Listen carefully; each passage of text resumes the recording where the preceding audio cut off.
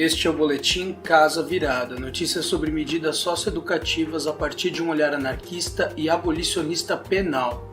Neste boletim apresentamos semanalmente notícias sobre medidas socioeducativas com destaque para a violação de direitos no meio fechado e notícias e reflexões do meio aberto na cidade de São Paulo. Meu maior veneno é cumprir a porra da pena, mas eu sei que logo vou sair. Vou pra quebrada resolver os meus problemas, vou zoar e tirar onda no palco como MC. A Ponte Jornalismo publicou no dia 7 de março sobre o recuo do shopping Higienópolis em relação ao seu anseio em expulsar e prender crianças e adolescentes pobres, conforme já noticiamos aqui. No fim de fevereiro, rolou um ato com a presença da Uniafro, Amparar, Movimento Nacional e Estadual de População de Rua, Quilombac e Rede de Proteção contra o Genocídio, que também ocuparam o shopping. Neste último dia 7, teve uma reunião entre os movimentos e o shopping, sendo que o Shopping Higienópolis prometeu não recorrer da decisão judicial de expulsar e jogar para a PM crianças pobres e também em se retratar. O informativo Surgiu, lá de Tocantins, publicou também no último dia 7 de março que a partir de agora a Secretaria de Estado da Cidadania e Justiça é quem vai gerir as vagas do sistema socioeducativo do Estado. Antes, as vagas eram geridas pelo sistema judiciário. A assessoria jurídica desta secretaria diz que as coisas por lá vão melhorar, que vão dar um olhar especial para especificidades de cada caso. Vamos acompanhar e ver no que dá, né?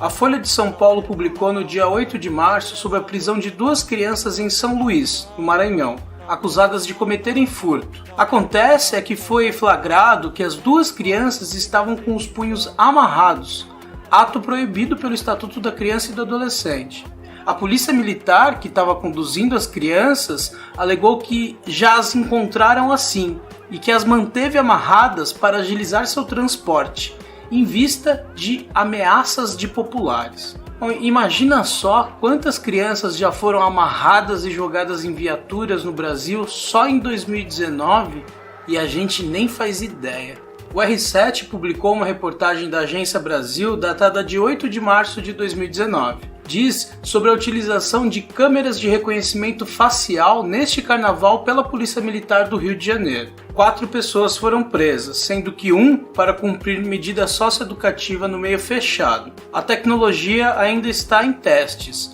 mas 1984 está mais próximo do que a gente imagina. Fundação Casa evoluiu, o meu grau de ódio, tratado como os animais, pior que um zoológico. E dando sequência aqui no boletim Casa Virada sobre as notícias do meio aberto, hoje a gente vai falar sobre o retorno dos acordos que a Defensoria Pública do Estado de São Paulo tem feito aí nos processos em tramitação na Vara Especializada da Infância e Juventude. Lembrando que a Vara Especializada fica situada no Fórum do Brás ali, onde tramitam todos os processos dos adolescentes e das adolescentes que se envolveram em alguma situação considerada em conflito com a lei pelo Estatuto da Criança e do Adolescente no município de São Paulo, porque em outras cidades ou região metropolitana de São Paulo eles são acompanhados por outras comarcas judiciárias. O mesmo se aplica ao acompanhamento da Defensoria Pública, porque só existe uma, que é a Regional Infância e Juventude, que é a regional responsável por fazer a defesa e acompanhar os processos dos adolescentes e das adolescentes que estão tramitando nessa vara especializada. Então, os defensores que atuam, eles se concentram nesta regional Infância e Juventude da Defensoria Pública de São Paulo, que também fica situada na Rua Piratininga, em frente ao Fórum. E o que esses acordos significam na prática? Significa que os defensores e as defensoras que estão fazendo a defesa dos meninos e das meninas durante o processo judicial, eles orientam que os adolescentes assumam a autoria de algum ato infracional, ainda que ele não esteja envolvido, para que ele receba uma pena mais branda. o que geralmente essa pena mais branda seria as medidas socioeducativas em meio aberto, então a liberdade assistida e a prestação de serviços à comunidade.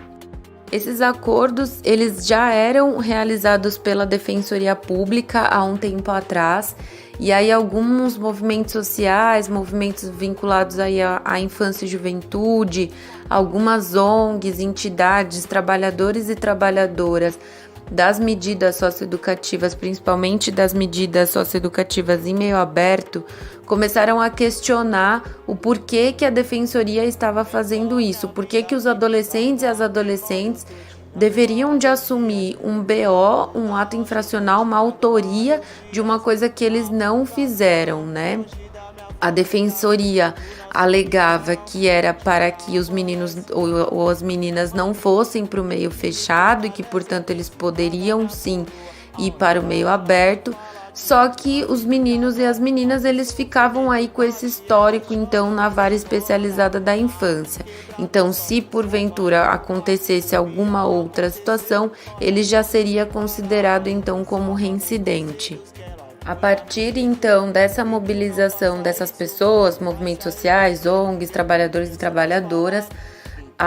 foi cobrado da Defensoria que isso não fosse mais adotado por parte da defesa, porque os adolescentes estariam assumindo uma responsabilidade de que não era deles e, portanto, desresponsabilizando a Defensoria Pública do Estado de São Paulo de fazer o seu trabalho, que é a comprovação e a defesa de que o adolescente ou a adolescente não estaria envolvido